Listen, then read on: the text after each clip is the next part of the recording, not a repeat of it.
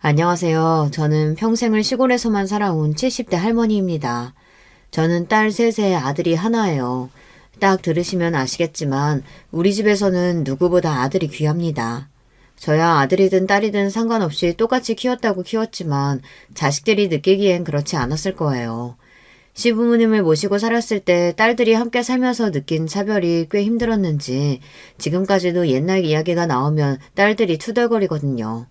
특히나 막내 아들과 차별을 받았다는 이야기를 가장 많이 해요. 할머니가 고기 반찬 있을 때마다 윤석이 앞에만 놔줘서 얼마나 서러웠는지 몰라. 내가 한번 먹으려고 젓가락 갖다 대면 할머니가 손으로 내 젓가락을 탁 쳤다니까. 그러니까 우리가 그때 고기도 못 먹고 커서 지금 다들 이렇게 키가 크다가 만 거라니까. 윤석이 제발 혼자 키 큰 거. 저게 다 할머니가 윤석이만 고기며 뭐며 몰래 갖다 먹여서 그런 거야. 언니들은 그래도 나이 있으니까 학교도 가고 놀러도 나갔잖아. 나는 윤석이랑 매일 같이 붙어 있으니까 나도 애긴데 할머니가 자꾸 윤석이 돌보라고 해서 짜증났었다니까. 그 어린애한테 자꾸 동생 기저귀 갈라는 게 말이 되냐고. 딸들은 다 지난 일들이다 보니 서운해서 그냥 하는 소리겠지만 저는 들을 때마다 가슴이 아프고 미안했어요. 당시에 저도 시부모님 시집살이에 매일 아침이면 나가서 밭일하고 오후면 시아버지 공장에 나가 일할 때라 애들한테 온전히 신경을 쓸 수가 없었어요. 애들하고 조금이라도 붙어 있으려고 하면 계집 애들 챙길 게 뭐가 있다고 빨리 나가서 일이나 하라고 하셨어요. 할 일이 태산인데 계집 애들 볼 거 뭐 있다고 집구석에 누워있어? 밥은 내가 알아서 챙겨줄 테니까 너는 나가서 네 남편 일이나 도와라. 시부모님이 저에게 얼마나 지독하게 굴었냐면 첫째를 낳았을 때는 딸 낳은 주제에 누워있으려고 한다고 애 낳은 지 3일이 지난 저에게 빨리 나가서 일하라고 하셨고 둘째까지 딸이었을 때는 시부모님 두 분 다 아예 저와 눈을 마주치질 않으셨어요. 그래서 제가 알아서 애를 낳자마자 다음날 바로 밭에 나갔어요.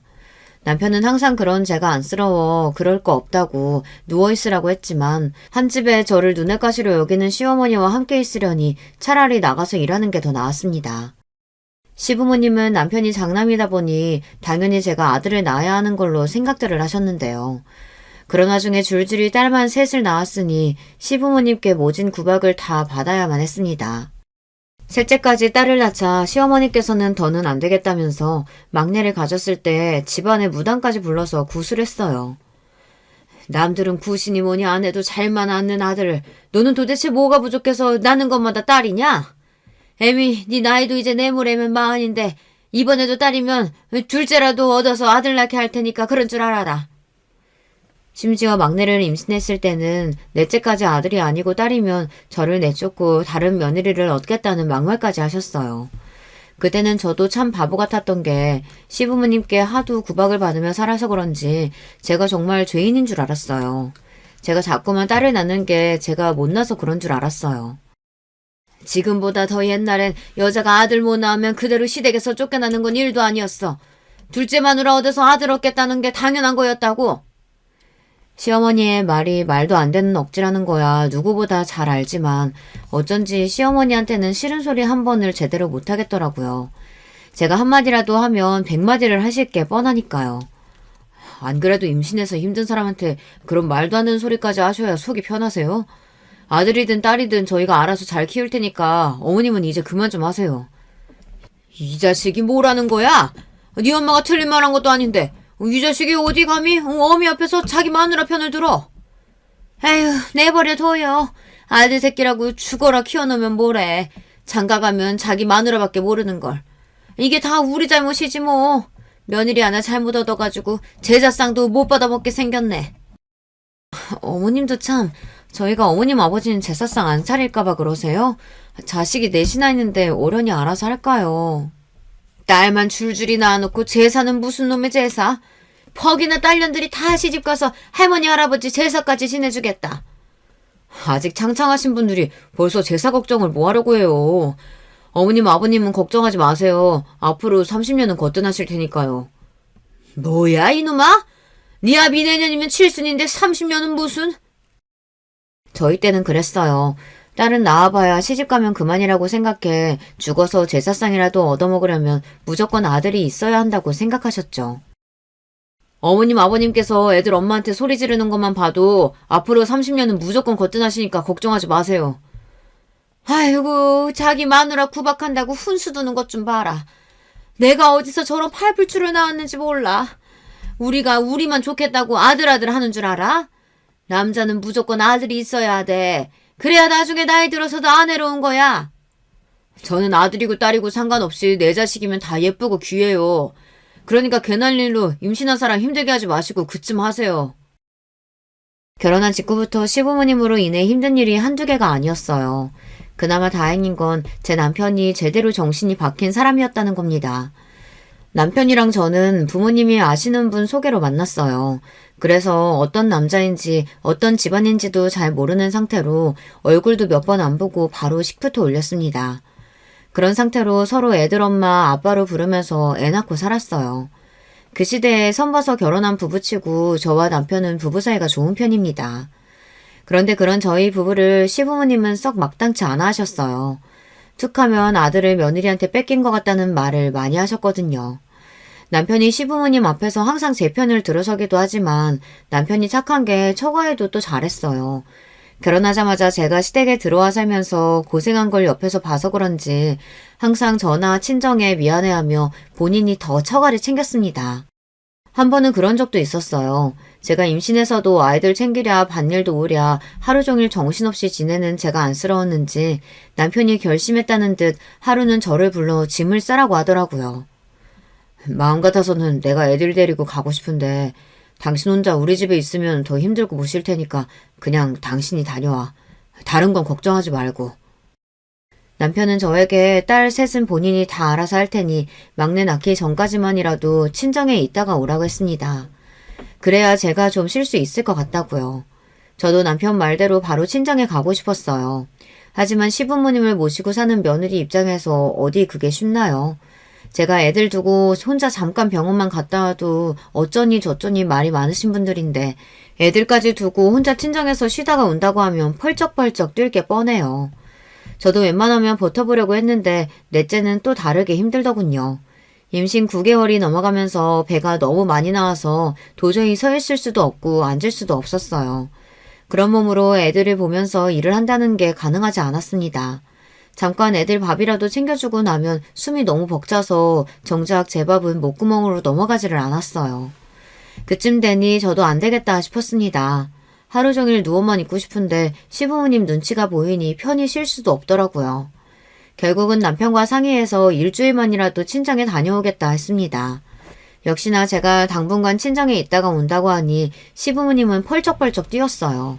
자식이 셋이나 있는 옆에 내가 애들 두고 어디 친정에 가냐고요. 얼씨구, 남들 다 아는 임신한 거 가지고 아주 유난을 떨어요. 어디 감히 출가 외인이 애들까지 버려두고 친정에 가겠다는 소리를 해? 남편 잘못 만나서 평생 시집살이 사고 사는데 막내 낳기 전까지만이라도 잠깐 부모님 댁에서 쉬다 오는 게 뭐 어때서 그래요. 애들 엄마 친정 가 있는 동안은 내가 집에서 애들 돌볼 테니까 어머니가 밭일 좀 하세요. 요즘 시대 남자들이야 그런 일이 흔한지는 몰라도 제가 애들 키우던 시대에는 남자가 처도 없이 혼자 애를 본다는 게 흔한 일은 아니었어요. 그것도 애 셋을 말이죠. 며느리가 만삭에 친정에 가겠다는 것도 시어머니에겐 놀랄 놀자였는데 애까지 두고 가서 아들이 애 셋을 본다는 게 더 기가 막힐 노릇이었죠. 그때만 생각하면 저는 아직도 오금이 저려요. 평소 시어머니의 성미에 절대 저를 순순히 친정에 보내주실 분이 아닙니다. 그런데 신기하게도 시어머니께서 저를 친정에 보내주시긴 했었어요. 남편이 시어머니 앞에서 눈까지 부라려가며 저렇게 고생하다가 아이라도 잘못되면 어떡하냐고 언성을 높였으니 시어머니도 더는 할 말이 없으셨나 봐요. 저더러 친정에 가고 싶으면 가라고 하셨어요.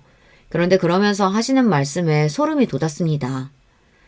네가 막바지에 닥치니까 아주 똥줄이 타나 본데 그래 어디 한번 너 하고 싶은 대로 다 해봐라. 네 뱃속 막내까지 계집애면 난 약속대로 둘째 자리 알아볼 테니까 그런 줄 알고. 시어머니는 제가 친정에 가는 게 끝까지 마음에 안 들었는지 만삭인 며느리한테 친정에 가는 날까지 막말을 마구 퍼버댔어요. 저는 서러움에 금방이라도 눈물이 쏟아질 것 같았지만 남편과 제 딸들을 생각하면서 꾹꾹 참았습니다. 그래도 친정에 도착하고 나니 속없이 마음이 놓이기는 하더군요. 친정 부모님들은 저희 시부모님 같은 분들은 없다고 칭찬하기 바쁘셨어요. 세상에 이런 시댁이 어디 있다니? 우리 딸은 복도 참 많다. 명절에도 항상 미리 보내주시는 것도 감사한데 임신했다고 쉬고 오라고 친정까지 보내주시니 감사해서 이 일을 다 어떻게 갚는다니? 제가 시댁에서 시부모님께 어떤 취급을 받으며 사는지는 친정 부모님은 당연히 모르셨어요. 남편이 워낙 알아서 잘하다 보니 친정 부모님은 제가 시집가서 마음 편하게 사는 줄 아셨거든요. 그럴 만도 한 게 남편이 중간에서 참 노력을 많이 했어요. 명절이면 시부모님께 욕을 먹으면서도 항상 처가에 먼저 가자고 했습니다. 그게 참 대단한 일이었던 게 그때만 해도 명절이면 시댁부터 들리는 게 당연한 일이었어요. 심지어 시댁에 갔다가 손님들이 많이 와서 일거리가 많아지면 여자들은 친정에 못 가는 일이 비일비재할 때였거든요. 남편은 제가 시댁에서 살면서 시집살이를 한다는 걸 항상 미안해하며 명절만이라도 마음 편하게 친정에서 쉬다 오자며 항상 시부모님과 싸우면서도 명절날이면 친정에 가기 바빴어요. 평소에 맏며느리라고 이 사람이 밭일에 공장일에 다 하느라 고생하는데 명절이라도 좀 쉬게 해줘요. 어머님 아버님한테는 우리 말고도 아들이랑 며느리가 둘씩이나 더 있잖아요. 아이고 집안 꼴 잘 돌아간다. 어느 집안에서 명절날 장남이랑 맏며느리 없이 제사를 지낸다고 하든? 조상님이 상 차린 게 장남인지 맏며느리인지 알 게 뭐예요. 누구든 차리기만 하면 그만이지. 그만큼 저희 남편은 좋은 사람이었습니다. 남편이 아니었다면 전 아마 버티지 못했을 거예요. 그래도 다행이었던 건 막내를 낳고 나서는 전보다 시집살이가 좀 나아졌다는 겁니다. 막내가 아들이었거든요. 막내가 태어나고 나서는 시부모님이 얼마나 좋아하시는지 위로 딸 셋 낳았을 때는 한 번도 애들을 안아주신 적이 없으셨던 분들이 막내를 낳자마자 물고 빨고 하시면서 심지어 당신들 방에 데리고 들어가 재우셨다니까요. 정말 신기할 따름이었어요. 처음엔 그런 모습이 언짢고 서운하기도 했어요.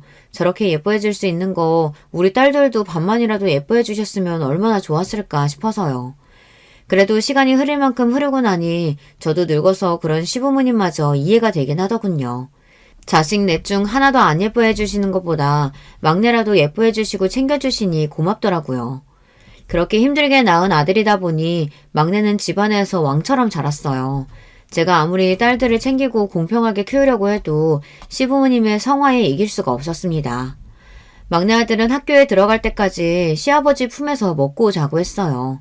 항상 우리 장소은이라고 불리면서 시부모님과 같은 상을 받고 같은 소미불을 덮으며 잤습니다. 집에 귀한 음식이나 간식이라도 하나 생기면 그건 무조건 막내 몫이었어요. 그러다 보니 딸들이 불만이 많았습니다. 한 번은 그런 적이 있었어요. 가을이었는데 시아버지가 장에서 주먹 2개만한 대봉을 딱 4개만 사오셨습니다. 대봉이 나온 지 얼마 되지 않아 무지하게 비쌀 때였거든요. 그걸 저녁을 다 먹자마자 그 자리에서 꺼내서 시부모님과 남편 그리고 막내 아들에게만 주셨어요. 할아버지, 나도 대봉 좋아해요. 왜 할아버지는 맨날 맛있는 건 윤석이만 주고 우리는 안 줘요? 맞아. 할아버지 이거 완전 차별이에요. 야, 이윤석, 너 그거 대본 가지고 와. 혼자 먹지 말고 우리 다 같이 나눠 먹게. 싫어. 할아버지가 나만 먹으라고 준 건데 왜 나눠 먹냐? 이거 나 어제 다 먹을 거야. 뭐야? 이 어린 놈의 새끼가. 내놔. 안 내놔? 같이 먹어. 순식간에 싸움이 난 아이들은 대봉을 뺏겠다고 셋이 거실 바닥을 뒹굴었어요. 저는 시부모님이 보시는 자리에서 애들이 버릇없이 군이 얼른 나서서 애들을 말렸습니다. 저렇게 싸워봐야 어차피 시부모님은 막내 편을 들 거라서 괜히 딸들만 혼날 게 뻔하니까요. 어허, 이 녀석들이 할아버지 할머니 앞에서 못하는 게 없어. 안 되겠다. 그 대봉 내놔. 저는 안 되겠다 싶어서 이미 찌그러진 대봉을 뺏었어요. 저는 대봉이고 뭐고 누구에게도 안 줄 생각이었습니다. 그런데 그때였어요. 아들 녀석이 자리에서 벌떡 일어나더니 버릇없이 제 손에 있던 대봉을 휙 뺏어갔어요. 그러더니 한다는 짓이 글쎄 대봉을 바닥에 던져버리더군요. 우리 집에서 비싼 대봉은 당연히 내 건데 누나들이 뭔데 욕심내. 누나들은 대충 아무거나 먹어도 되지만 난 장손이라 귀한 것만 먹어야 되는 거 몰라? 순간 저나 딸들이나 다들 너무 놀라서 말문이 턱하고 막혀버리고 말았습니다. 그때 막내 아들 나이가 고작 7, 8살이었어요. 그 전까지만 해도 아무리 시부모님이 오냐오냐 했어도 누나들한테 저렇게 소리를 버럭 지르고 버릇없이 굴지는 않았습니다.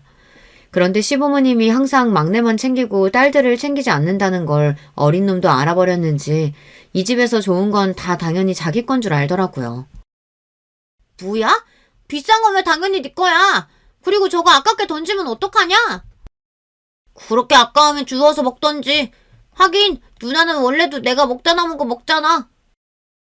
그 순간 저는 이대로 안 되겠다 싶더군요. 시부모님이 아무리 아들이라고 오냐오냐 하셔도 제가 가만히 있으면 안 되겠다 싶었습니다. 저러다간 애 다 망치겠더라고요.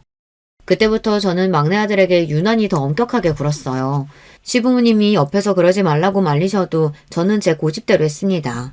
넷이 뭐든 공평하게 똑같이 주고 잘못을 하면 똑같이 때리고 혼냈어요.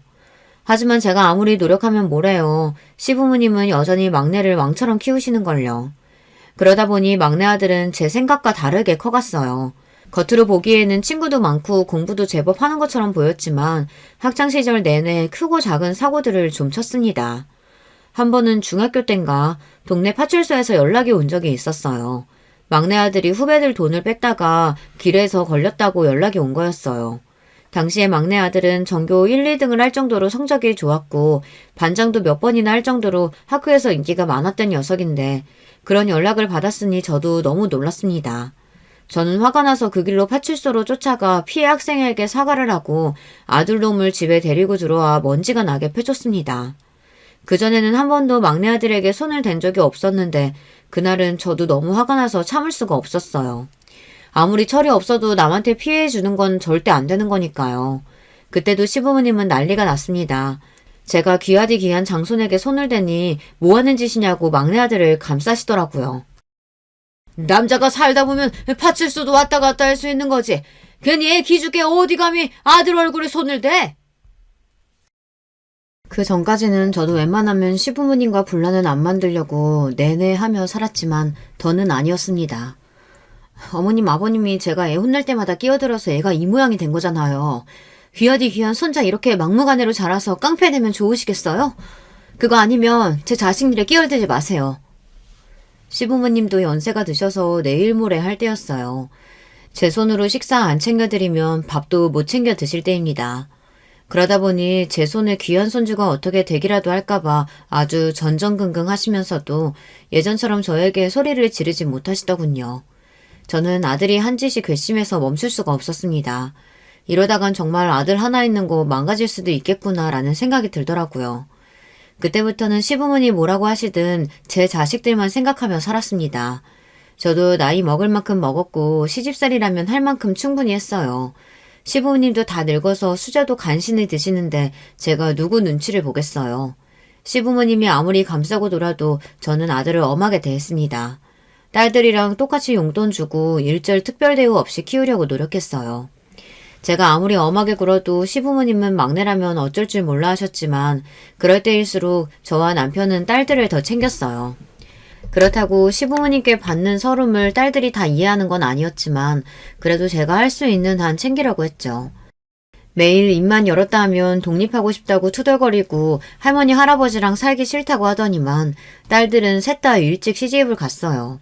대학 졸업하고 직장 다닌 지 얼마 되지 않아 달들 기다렸다는 듯 남자를 만나 후다닥 가버렸습니다. 시집가서도 딸들은 다들 잘 살아요. 딸들 말로는 뭐래도 할머니 할아버지랑 살 때보다는 덜 힘들다면서 결혼 생활이 훨씬 낫다고 하더라고요. 우리 남편 막내라 시아버지 연세 많은 거 알지? 그런데도 아들이니 딸이니 상관없으시니 딱 하나만 낳아서 잘 키우래. 나 그 소리 듣고 진심 놀랐잖아. 할아버지는 다들 우리 할아버지처럼 아들만 박히는 줄 알았는데 안 그런 사람도 있더라니까. 내 말이 나도 우리 시누이 보고 깜짝 놀랐잖아. 우리 시댁은 뭐든지 다 여자 중심이라 시누이가 어렸을 때부터 막내라고 공주처럼 커서 지금까지도 시댁 식구들이 시누이라면 아주 벌벌 떨어. 우리 남편은 장남인데도 자기 동생이라면 해달라는 대로 다 해준다니까. 나도 그런 집 딸로 태어났어야 됐는데.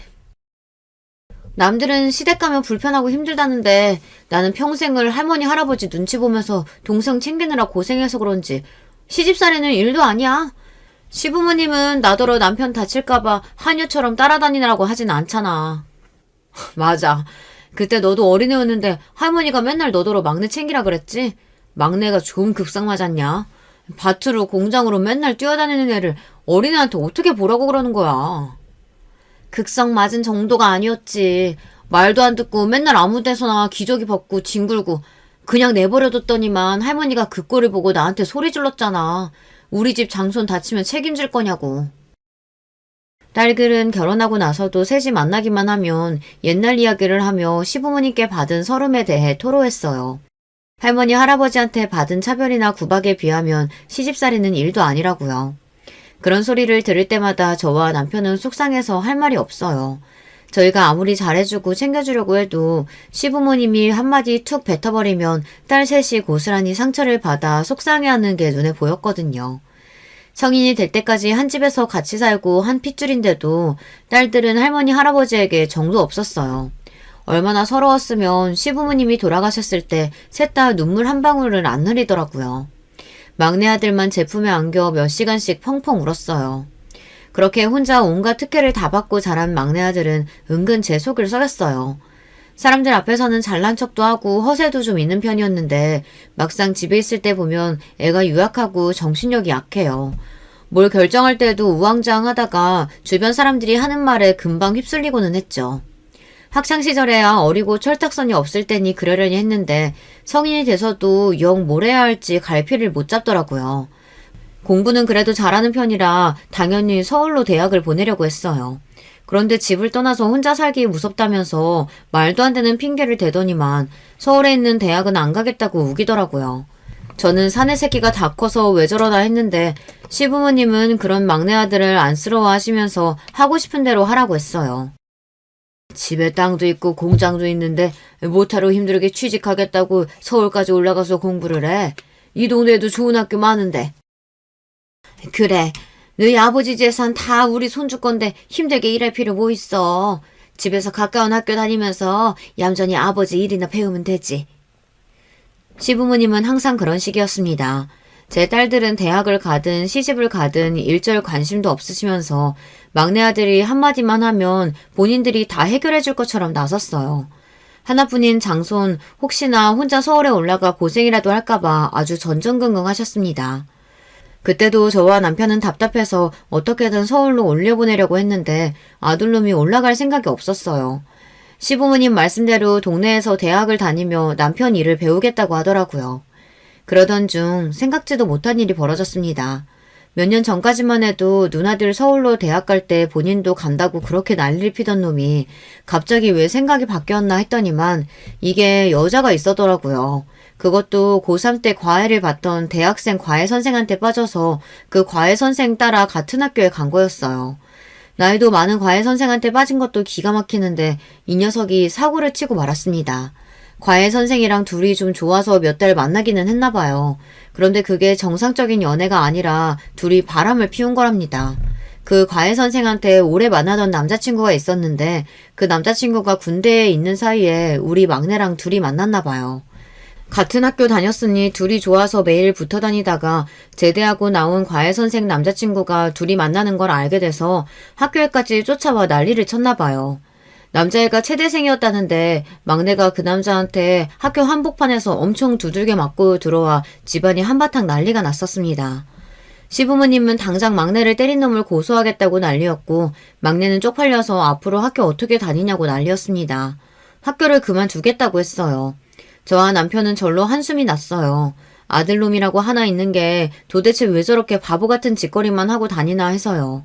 제 속도 모르고 시부모님은 막내 아들 역성만 들었습니다. 그러게 여자를 만나려거든 똑바른 애를 만나야지. 어디서 그런 해프년을 만나서 그런 망신을 당해. 내가 그 년놈 둘 다 가만히 안 둘 거니까 그런 줄 알아라.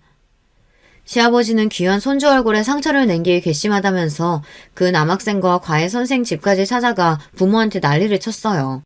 평생 취직도 못하게 고소할 거라고 엄포까지 놓으시고 오셨더라고요. 나중에 제가 간신히 말려서 고소까지는 하지 않았지만 좁은 동네에 소문이란 소문은 다 나서 창피해서 도저히 얼굴을 들고 다닐 수가 없는 지경이었어요. 그 일 이후로 막내는 서울로 올라갔습니다. 본인도 창피하긴 했는지 다니던 학교를 그만두고 다시 수능을 봐서 서울에 있는 대학에 다시 진학했어요. 그래도 서울로 올라간 이후에는 좀 잠잠한 듯 했습니다. 남들보다 조금 늦게 서울로 대학도 가고 졸업과 동시에 서울에서 취직도 하길래 이제 좀 정신 차렸나 했죠. 그런데 사람이 어디 가는 게 아니더군요. 이 자식이 취직하고 나서도 자꾸만 크고 작게 사고를 쳤어요. 돈 사고를 쳐서 도와준 게 한두 번이 아닙니다.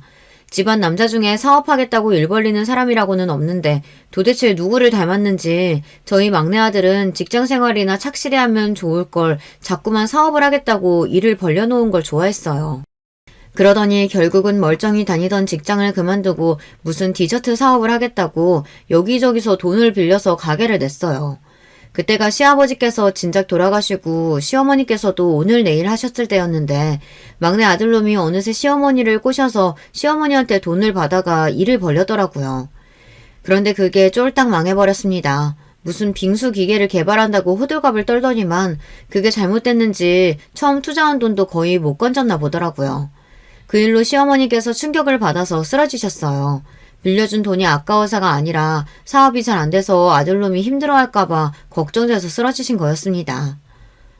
우리 손주, 어떡하니? 우리 손주 불쌍해서 어떡해? 제 아들놈인데 저는 하나도 불쌍하지 않았어요. 사업의 사자도 모르는 게 자기 돈도 아니고 할머니 돈을 가지고 나가서 바보 같은 짓을 벌였으니 불쌍하긴커녕 화만 났습니다. 그런데 저희 시어머니는 귀한 손주 기죽어서 혹여나 세상을 등지기라도 할까봐 걱정된다며 바리바리 반찬까지 싸들고 서울까지 5시간에 걸려 올라가서 걱정하지 말라고 할머니가 다 해결해 주겠다고 하셨어요. 우리 손주 걱정하지 마. 할머니가 빚 다 갚아주고 다른 가게도 차릴 수 있게 도와줄게. 막내가 사고친 걸 어머님이 왜 해결해줘요. 자기가 싼 똥 자기가 해결하게 그냥 두세요. 엄마는 할머니가 도와준다는데 왜 그래? 할머니, 나 망한 거 아니야. 그 빙수기계에 조금 문제 생겨서 그런 거지. 그것만 해결되면 금방 다시 가게 시작할 수 있어. 그럼 우리 손주 똑똑한 거 이 할미가 다 알지. 너는 예전부터 사주에 사업하면 무조건 성공할 거라고 그랬어. 내가 너희 할아버지가 남기고 간 땅이랑 다 우리 손주 앞으로 해주고 죽을 거니까 그거 가지고 너 하고 싶은 거 다 해라. 그렇게 막내 손주라면 끔찍하게 생각하시던 시어머니께서 막내가 장가가는 것도 못 보고 돌아가셨어요. 그 전까지는 저도 시부모님에 대해 애틋하거나 불쌍하다고 생각한 적도 없었는데요.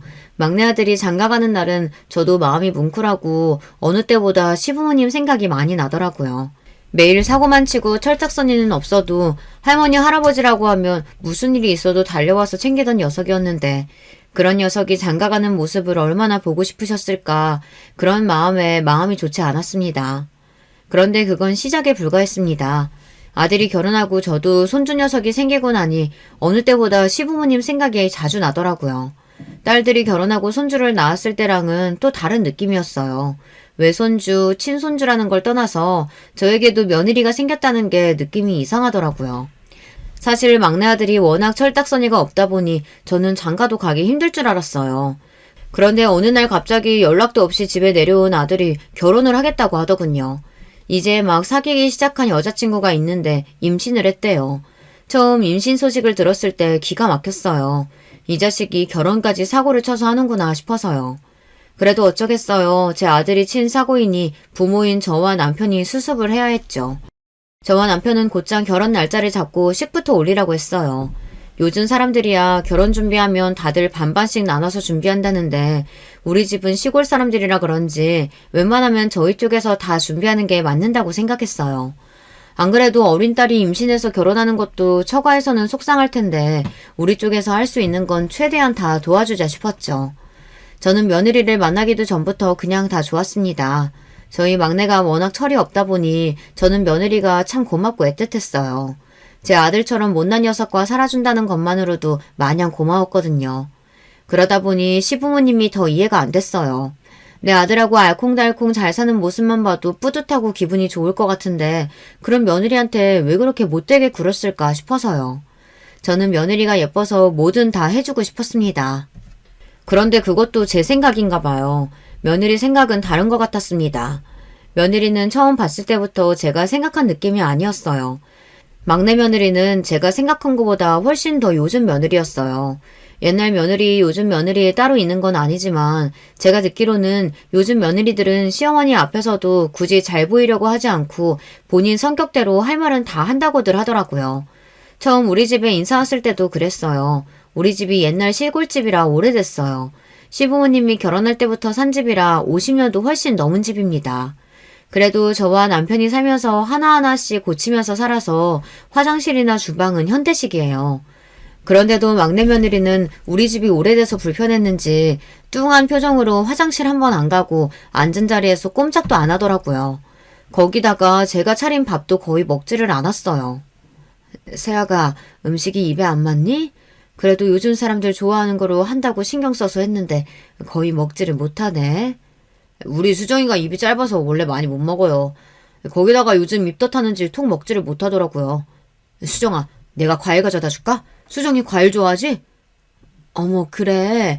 내가 그 생각을 못했구나. 입덧할 때는 아무것도 먹기 싫은 법인데. 기다려봐. 엄마가 과일이랑 간식거리 좀 내올게.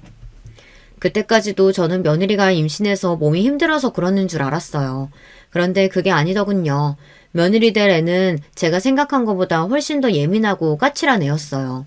제가 집에 있는 과일이란 과일은 다 씻어서 준비하는 동안 차라도 내어줄까 해서 거실에 나갔는데 며느리랑 아들이 둘 다 없더라고요.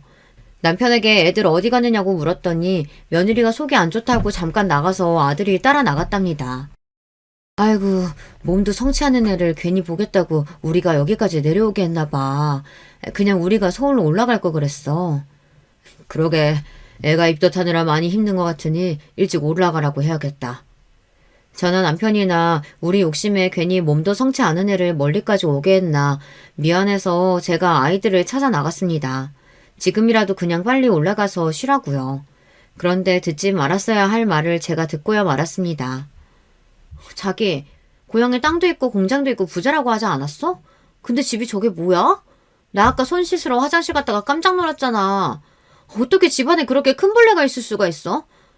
나 더러워서 이 집에선 아무것도 못 먹겠어. 우리 그냥 지금이라도 빨리 올라가면 안 돼? 며느리가 입덧도 입덧이었지만 우리 집이 오래되고 낡은 시골집이라고 실망했나 봐요. 안 봐도 뻔합니다. 우리 막내 아들이 워낙 입만 열면 허풍도 세고 잘난 척도 많이 하는 애라 부풀려서 말했을 수도 있어요. 그래도 그렇지 결혼하겠다고 인사까지 하러 온 애가 집에서 벌레 좀 봤다고 더럽다고 아무것도 못 맡겠다뇨. 저도 그런 며느리를 보며 미간이 구겨지고 말았습니다. 하지만 어쩌겠어요. 제 아들의 새끼를 임신한 제 며느리인데 제가 참고 예쁘게 봐야죠. 저도 애써 목소리를 가다듬고 나가서 모르는 척 웃었어요. 아이고, 몸이 많이 안 좋은가 보네. 우리가 괜히 보고 싶다고 이 먼 데까지 불러서 우리 새하기 힘들게 했어. 오늘은 얼굴 봤으니 됐으니까 더 늦기 전에 올라가라. 다음번에는 우리가 서울로 올라갈게. 그때 또 보면 되지. 막내 아들은 기다렸다는 듯 그럼 올라가 보겠다고 했어요. 아무래도 아들놈도 중간에서 민망했겠죠. 아무리 눈치도 없고 철없는 녀석이라도 오랜만에 이 멀리까지 결혼하겠다고 인사하러 와서는 밥도 대충 먹고 올라가기 저나 남편에게 민망했을 테니까요. 그 순간 저는 아들과 며느리에 대한 기대를 내려놓기로 했어요. 우리 시대 때나 바보같이 시부모님 눈치 보면서 살았지. 요즘 애들이 누가 그러고 살고 싶어 하겠어요. 우리 딸들만 봐도 평소에 시댁에 잘하고 잘 챙기는 것 같아도 시부모님이 한마디라도 듣기 싫은 소리라면 쪼르르 저한테 전화해서 시댁 욕을 한 바가지 하고 끊거든요. 그러면서 마지막에 전화를 끊을 때마다 저에게 꼭 하는 소리가 엄마는 나중에 며느리한테 그러지 말라고 했어요. 세상에 시어머니 좋아하는 며느리 아무도 없으니 제발 귀찮게 하지 말라고요. 그냥 없는 듯 조용히 살아주는 게 며느리랑 잘 지내는 거라고 했습니다. 그때는 딸들 말도 잘 이해가 되지 않았어요.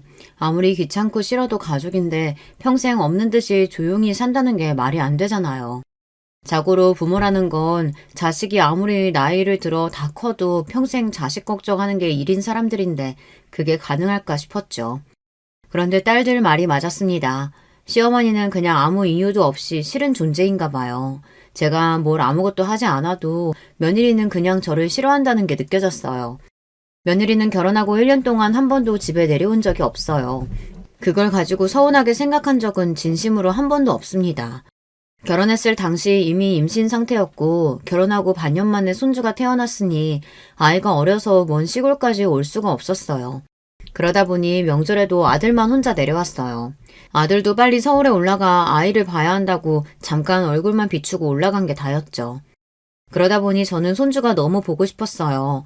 가끔 아들이 사진을 보내줘서 보기는 하지만 실물로 너무 보고 싶었습니다. 자는 모습, 우는 모습 다 궁금했어요. 아들은 매일 출근해서 전화해도 손자 얼굴을 볼 수가 없으니 저는 자연스레 며느리에게 전화를 걸 수밖에 없었습니다.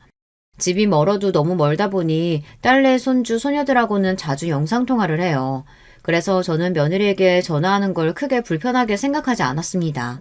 전화를 걸어봐야 일주일에 한 번 점심 먹고 잠깐 5분 정도 손자 얼굴만 보다가 끊는 게 다였어요. 그런데 제가 자꾸만 며느리에게 전화하는 게 며느리는 싫었나 봐요. 어느 날 아들에게 전화가 와서 저에게 짜증 섞인 목소리로 자주 전화하지 말라고 하더라고요. 엄마가 옛날 사람이라 잘 모르나 본데 요즘 며느리들은 시어머니가 전화하는 거 싫어해. 매일 혼자 애 보는 것도 힘들어 죽으려고 하는데 시어머니가 자꾸 전화해서 귀찮게 하면 좋아하겠어? 텔레비전 드라마에서나 이런 상황을 봤었지 저에게 이런 일이 생길 줄은 몰랐습니다. 아무리 요즘 며느리들이 시어머니를 싫어하고 귀찮아한다고 해도 그렇지 일주일에 한 번 손주 얼굴 보겠다고 시어머니가 전화하는 게 그렇게 잘못인가 싶었어요. 더군다나 아들 입에서 들으니 더 속상하고 억울하더군요. 그래서 저도 모르게 꾹 참고 있던 말을 뱉어내고 말았어요. 손주 태어난 지가 언젠데 할머니 할아버지가 손주 얼굴 한 번 못 봤다는 게 말이 되니? 너무 보고 싶어서 일주일에 한 번 전화한 걸 가지고 너희 정말 너무들 한다. 저는 그대로 전화를 끊어버렸습니다. 저도 절대 서운한 티 내고 싶지 않았지만 도저히 억울해서 참을 수가 없었어요. 사실 저도 며느리한테 전화할 때마다 기분이 좋지 않았어요. 제 새끼 생각해서 꾹 참은 겁니다. 제가 딱 며느리에게 전화를 걸면 며느리는 곧바로 손주 얼굴을 비춰요. 인사 한마디도 안 하고 말이죠. 제가 우리 며느리 고생한다, 밥은 먹었냐 물어도 네, 딱 한마디 하고 맙니다. 한 번을 저나 남편 안부를 물은 적도 없어요. 며느리가 그렇게 싸가지 없이 굴어도 저는 단 한 번도 아들이나 딸들한테 며느리 이야기를 한 적이 없습니다. 가족끼리 괜한 분란을 만들고 싶지 않아서요. 제가 그렇게 며느리 눈치를 봤는데도 그런 소리까지 들으니 가슴 한구석이 뻥 뚫리는 것 같았습니다. 더군다나 아들놈이라는 놈이 자기 마누라가 한 말을 그대로 저에게 전달하는 것도 너무 싫었어요. 그 이후 저는 아예 아들 며느리에게 마음을 내려놓았습니다. 제 마음이 어떻든 며느리 생각은 다르다는 걸 뼈저리게 느꼈거든요. 저희 시대야 시어머니가 무슨 소리를 해도 찍소리 못하고 참고만 살았지만 요즘 며느리들은 어디 그런가요? 딸들 말이 맞았어요. 며느리는 그냥 시어머니라는 존재만으로도 싫은 것 같았어요. 그 이후 저는 며느리에게 전화도 일절 안 했어요. 일이 생기면 그냥 제 아들에게 전화하고 말았습니다. 고추장이고 된장이고 만들 때마다 아들 생각이 나서 보내주고 싶어도 꾹 참고 김장이나 하면 한 번씩 택배를 보내주고 말았어요. 딸들도 보낼 때마다 이런 걸 힘들게 뭐하러 보내냐고 툴툴거리는데 며느리는 얼마나 귀찮아할까 싶어서요. 1년에 며느리는 딱 4번 만났습니다. 명절 2번, 남편하고 제 생일 2번 해서 딱 4번 집에 내려왔어요. 저나 남편이 서울에 일이 있어서 올라갔다가 손주, 손녀 얼굴이 보고 싶어 잠깐 드리려고 해도 며느리가 싫어할까봐 눈치가 보여 통 못 가겠더라고요. 그러다 보니 저는 며느리가 오는 날만 되면 심장이 뛸 정도로 기다려졌어요. 제가 뭐 며느리 보고 싶어서 심장이 뛰겠어요. 그때 아니면 손주를 볼 수 없으니 내내 자식들 오는 날만 기다리고 있었죠. 그런데 며느리는 해도 해도 너무한 게 그 머나먼 길을 내려와서도 잠 한 번 안 자고 바로 올라갔어요. 막내 아들이 운전하기 힘들다고 하루 자고 가자고 해도 며느리는 밥 한 끼 먹으면 꾸역꾸역 어린애를 끌고 올라가겠다고 했어요. 저는 손주랑 헤어지기가 싫어서 내가 애를 봐줄 테니 너희들끼리 올라가라고 했어요. 그러자 며느리가 표정이 확 바뀌면서 웬일로 좋아하더라고요. 정말요? 안 그래도 요즘 회사 일 바빠서 매일 늦게 끝나서 걱정이었는데 어머님이 봐주시면 너무 좋죠. 아예 한 달 정도 맡겨도 될까요? 아이고 한 달이 뭐야. 내 새끼 몇 달은 못 봐주겠어? 난 괜찮으니까 바쁜 일 다 끝날 때까지 내가 봐줄게. 이럴 줄 알았으면 진작 애를 봐주겠다고 할 걸 그랬어요. 저야 평생 애 키우고 시부모님 모시며 산 사람인데 어린애 하나 보는 것쯤이야 어려울 것도 아니었죠. 그때부터 둘째 손녀가 태어나기 전까지 제가 1년의 절반가량을 큰 손주를 데리고 있었어요. 그 전까지는 우리 집에 내려오면 항상 똥 씹은 표정을 하고 있던 며느리가 제가 좋아하는 과일도 사들고 오고 안부도 묻고 하더라고요. 며느리 하는 짓이 좀 얄미워도 저는 그러려니 했어요. 며느리도 애 키우면서 사회생활 하기 힘들어서 그런 거겠지 싶어서요. 그러다 며느리가 둘째 손녀를 낳고 나서 저와 또 사이가 벌어지기 시작했어요. 그때 남편이 몸이 좀 안 좋아서 제가 애들을 봐줄 수가 없는 상황이었거든요. 남편이 담낭에 혹이 생겨서 수술을 했는데 경과가 좋지 않아서 몇 달을 병원 신세를 졌어요. 며느리랑 아들은 간병인을 쓰면 안 되냐고 했지만 남편이 병원에 있는 동안 너무 힘들어해서 제가 옆에 있어야 했습니다. 그러다 보니 아들네 손주랑 손녀를 봐줄 수가 없었어요. 당시 며느리가 둘째 낳은 지 얼마 안 되어 육아휴직 중이었는데요. 둘째 보는 게 너무 힘들었는지 큰 손주라도 저에게 보내려고 했나 보더라고요. 하지만 저도 상황이 상황인지라 봐줄 수가 없었습니다. 그 일로 며느리가 서운했는지 꼭 전처럼 싹 달라졌어요. 손주 유치원 방학이 다가오길래 방학 때만 며칠만이라도 봐주겠다고 제가 연락을 했더니 말을 쌀쌀맞게 하더라고요. 어머님이 자꾸 아버님 병원 이야기 하시길래 이번엔 어쩔 수 없이 그냥 친정에 맡기기로 했어요. 신경 쓰지 마세요. 제가 노느라 안 봐주겠다는 것도 아니고 남편이 아파서 병간호하느라 그러는 건데 며느리는 자기 시아버지 괜찮으신지 묻지도 않고 툴툴거리기만 하더라고요. 며느리가 제멋대로 구는 게 하루 이틀도 아니니 그러려니 했어요. 그러던 어느 날이었어요. 주말에 서울에 결혼식이 있어서 올라왔다가 큰맘 먹고 아들네 집에 잠깐 들렀습니다. 아무래도 손주를 봐주지 못한 게 마음에 걸리기도 했고 둘째 손녀도 많이 컸을 텐데 보고 싶어서요. 아니나 다를까 제가 서울역이라고 전화를 했더니만 며느리 목소리가 확 바뀌었습니다. 오실 거면 미리 연락을 주시지. 애들 아빠도 오늘 집에 없는데. 줄 것도 있고 할 이야기도 있어서 잠깐 들렸어. 아버지 주무시기 전에 병원에 가봐야 해서 나도 잠깐 얼굴만 보고 갈 거야. 집에서 서울까지 5시간입니다. 새벽에 출발해 결혼식에 참석하느라 남편 병원에 하루 간병인을 붙여놓고 왔어요. 간병인이 9시까지밖에 못 있어준다고 해서 저도 금방 다시 내려가야 합니다. 그런 와중에 애들 얼굴 좀 보려고 한 건데 며느리가 사람 참 민망하게 하더군요. 그래도 오랜만에 손주 손녀를 보니 기분이 좋아 며느리에 대한 미움은 금방 잊어버렸어요. 그런데 그때였어요. 손녀가 이유식을 먹다가 옷에 다 흘려서 며느리가 씻기러 화장실로 들어갔는데 그때 제 무릎에 앉아있던 6살짜리 손주가 믿기지 않는 이야기를 했어요. 할머니, 내가 저번에 엄마랑 이모 통화하는 거 들었는데 엄마가 할머니 빨리 되셨으면 좋겠대. 근데 빨리 뒤진다는 게 무슨 뜻이야? 할머니 빨리 뒤지면 좋은 거야? 순간 저는 제 두 귀를 의심했습니다. 손주 말이 사실이 아니기를 바랬어요. 하지만 그 말은 분명히 사실이었습니다. 어린 손주가 거짓말을 할 리 없으니까요. 저는 손자의 말에 손이 부들부들 떨리고 눈앞이 까마득해졌습니다. 그리고 도저히 참을 수가 없었어요. 지금까지 제가 며느리의 모든 막말이나 건방진 행동을 참아준 건 며느리 입장에는 시어머니가 하는 행동은 뭐든지 귀찮고 싫을 수 있다고 이해했기 때문입니다.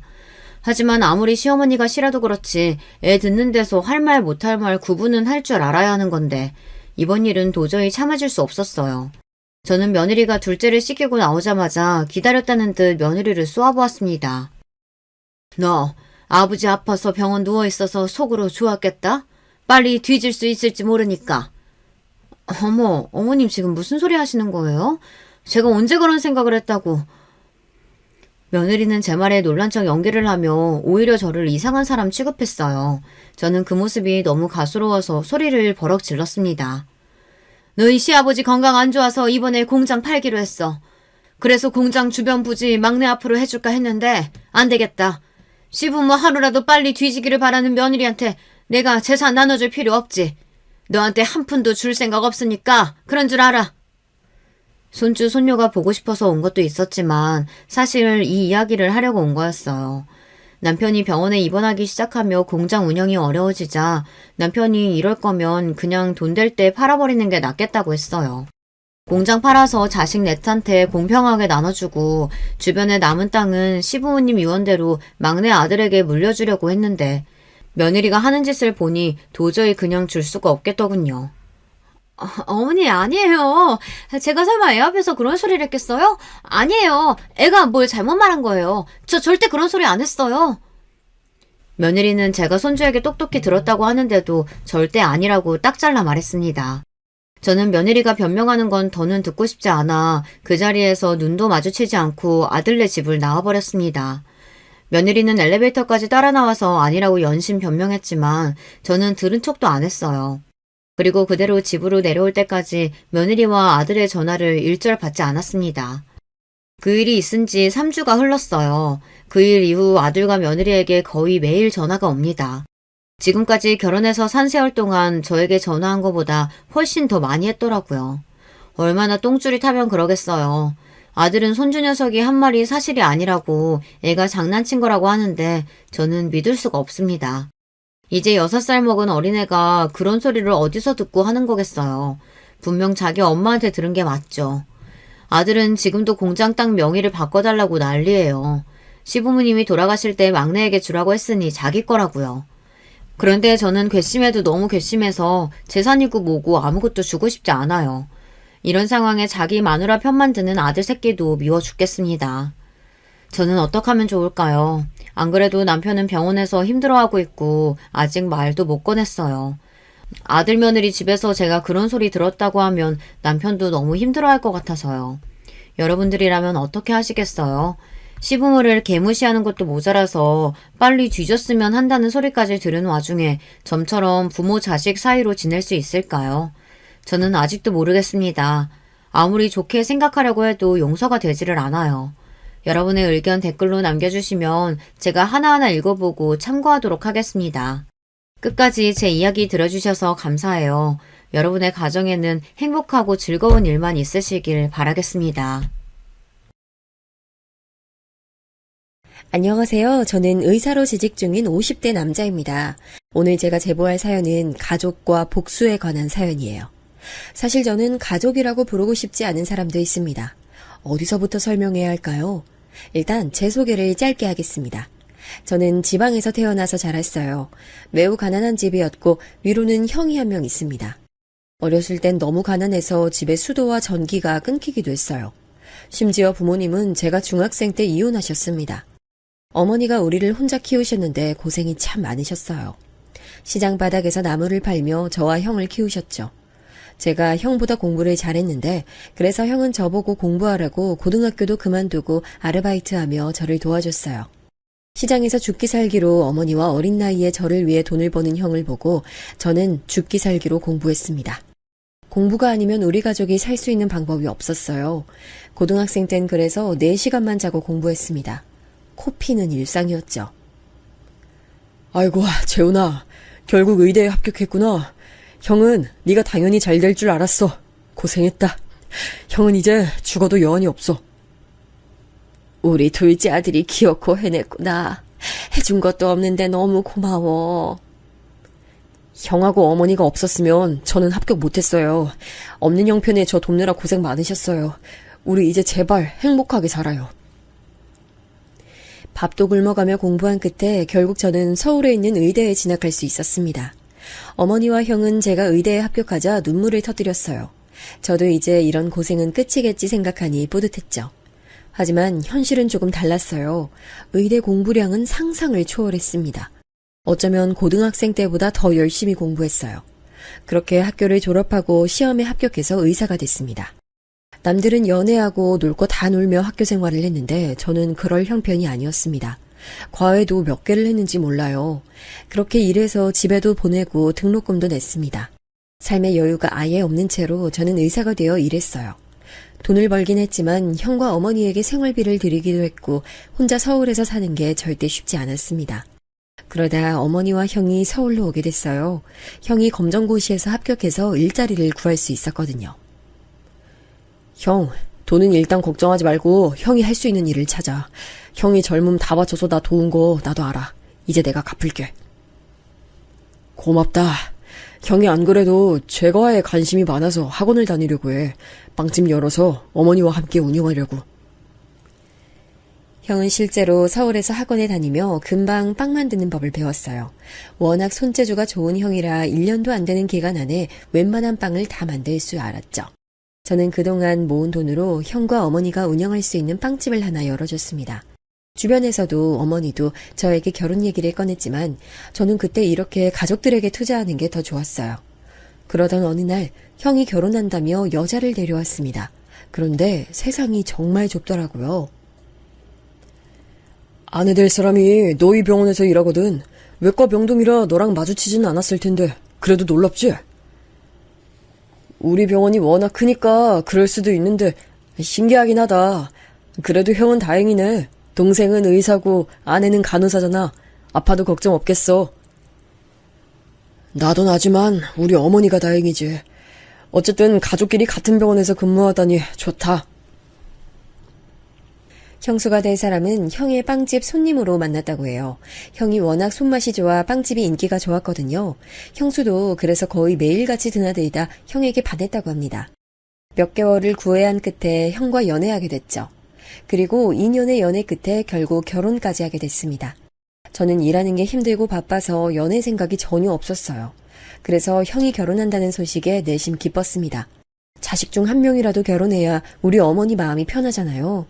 듣기로 형수님 집안 형편도 그리 좋은 편은 아니었어요. 우리 집도 그렇고 양가 지원이 많지 않았습니다. 그래도 하나밖에 없는 형제고 저를 워낙 어렸을 때부터 도왔던 형이니 제가 결국 나섰어요. 빵집과 병원 중간에 있는 아파트를 하나 얻어줬죠. 저한테도 큰 돈이었는데 전혀 아깝지 않았습니다. 그때까지는 제가 결혼하게 될 거라고 생각도 안 했거든요. 그리고 형의 결혼식 날이 됐습니다. 여러분은 첫눈에 반한다는 소리를 믿으세요? 저는 그 말이 무슨 말인지 전혀 모르고 살았습니다. 첫눈에 반하긴커녕 연애를 해본 적도 없으니까요. 그런데 형의 결혼식 날 저는 저 말이 뜻하는 바를 알게 됐어요. 형수님 하객으로 있던 어떤 여성분과 눈이 마주쳤는데 아주 환하게 웃더라고요. 그 웃음을 보고 홀린 듯이 다가갔습니다. 제가 원래 그러던 사람도 아니고 애초에 여자를 만난 적도 없잖아요. 그런데 그 여성분은 당황하면서도 웃음을 잃지 않았습니다. 그리고 얼떨결에 저는 처음 보는 사람 앞에서 제 소개까지 하게 됐죠. 놀라운 건 그 다음이었어요. 어머, 땡땡병원이요? 저 거기서 일해요. 아, 의사 선생님이셨구나. 저는 간호사예요. 소아병동에서 일하고 있어요. 그러고 보니 오늘 결혼하는 미정이도 같은 병원이에요. 네, 맞아요. 사실 이 결혼식 저희 형 결혼식이에요. 같은 병원이라니 저도 너무 놀랍네요. 만나서 반갑습니다. 알고 봤더니 그 여성분은 우리 병원에서 일하는 간호사였어요. 다행인지 아닌지 형수, 저, 여성분 다 다른 병동이었죠. 그리고 저는 사실 속으로 얼마나 기뻤는지 모릅니다. 첫눈에 반한 사람이 같은 직장에서 일한다는 것은 운명이라고 생각해요. 저는 그 뒤로 대놓고 그 여성분을 따라다녔죠. 야, 그만 좀 쫓아다녀. 그 시간에 환자를 더 봐라. 소아과에 꿀 발라놨어. 너 그 정간호사 보러 가는 거 소문 다 났어. 소문나면 이제 나연씨 몰래 좋아하는 사람 없겠죠? 그럼 전 오히려 좋아요. 이미 인기가 하늘로 쏘는 사람인데 없겠냐? 예쁘고 성격도 좋아서 환자들도 대놓고 좋아하잖아. 그리고 듣기론 집안도 아주 좋대. 제가 계속 말했잖아요. 저런 사람 태어나서 처음 본다니까요. 나연씨 아니면 결혼 평생 안 할 거예요. 아이, 너 같은 놈이 한둘이겠냐고. 아, 그리고 너희 형수랑 고등학교 때부터 동창이라던데? 그래서 둘이 그렇게 친하대. 그럴 거면 형수한테 차라리 자리 주선 부탁해봐. 저도 처음 듣는 사실이었어요. 하긴 제가 애초에 여성분을 만난 게 형의 결혼식이니 생각해보면 둘이 병동도 다른데 왜 결혼식에 참석했겠어요? 나중에 한 사실은 아내와 형수는 고등학교 3학년 때 같은 반이었다고 하더라고요. 그리고 대학도 같이 갔고 대학을 졸업하고 자대 병원까지 나란히 왔던 경우였습니다. 생각보다 아주 친할 수도 있다고 생각했죠. 하지만 그렇다고 제가 형수한테 부탁해서 소개를 받고 싶진 않았습니다. 그냥 제 연애는 제가 해결하고 싶은 마음이 컸어요. 오히려 형수에게 들키고 싶지 않은 마음이 컸습니다. 그렇게 그 여성분을 향한 구애를 약 1년 했더니 드디어 제 구애를 받아주셨어요. 그분은 우리 가족이 아니라면 그렇게 애정이 생기지 않던 제가 처음으로 사랑한 사람이자 마지막 타인이었습니다. 연애 끝에 저는 떨리는 마음으로 프로포즈를 했고 성공해서 그 여성분은 제 아내가 됐어요. 양가에 인사를 갔는데 처가는 생각보다 잘 사는 집이었습니다. 그래요. 사위로 의사가 올 줄은 전혀 몰랐는데 자네가 우리 사위가 된다니 기쁘네. 우리 나연이 고생만 시키지 말아줘요. 돈이 부족하면 언제든지 말하고 둘은 걱정 없이 행복하게만 살도록 해요. 나연이가 외동이라 누가 사위가 될지 궁금했는데 이렇게 능력도 좋고 성격도 좋고 나연이밖에 모르는 사람이 사위라니 이제 마음이 편하네. 장인어른은 작은 사업을 하시는 분이셨어요. 작은 사업이라고 해도 월급쟁이가 아니라 만지는 돈이 저보다 많았죠. 실제로 결혼하며 지원도 많이 해주셨어요. 넌지시 개원 얘기도 꺼내셨는데 제가 거절했습니다. 저는 아내와 같이 사내 연애를 하는 게 너무 좋았거든요. 결혼해서도 서로의 인생을 존중하며 같이 병원에서 일하는 게 좋을 것 같았습니다. 실제로 저는 아내와 연애를 시작하고 직업 만족도가 굉장히 높아졌거든요. 아무리 일이 힘들어도 잠깐 짬을 내서 아내를 볼 수 있어 얼마나 행복했는지 몰라요. 이렇게 제 인생에 많은 영향을 끼친 아내가 너무 사랑스러웠어요. 그리고 아내도 우리 집에 인사하러 왔는데 어머니도 당연히 좋아하셨습니다. 며느리 둘 다 간호사라니 내가 무슨 복을 받았어. 아이고 기쁘네. 우리 아들하고 결혼해줘서 너무 고마워요. 내가 가진 게 없어 줄 수 있는 것도 없는데. 아유 아니에요 어머니. 재훈씨 낳아주신 것만으로도 저는 받은 게 많아요. 어머니 어디 몸이 편찮으시면 꼭 얘기해주세요. 재훈씨 바쁘면 저라도 달려갈게요. 얼굴도 예쁜데 마음씨까지 이렇게 예쁘네. 재훈이가 열심히 살더니 결국 이렇게 복을 받아. 둘이 우리 결혼식에서 처음 봤다니까 그것도 진짜 신기하다. 인연이라는 게 이런 식으로 이어지나 봐. 안 그래 여보? 뭐 그렇지. 나연이랑 고등학교 때 처음 봤는데 이런 식으로 엮일 줄은 전혀 몰랐어. 이것도 인연이라면 인연이네. 그치 나연아? 그러니까 나도 이렇게 미정이랑 인연이 이어질 줄은 몰랐어. 이제 친구에서 가족이 된 거잖아. 나 너무 기뻐. 친구 사이라니. 내가 더 기쁘다. 이런 사연이 있을 줄은 몰랐어.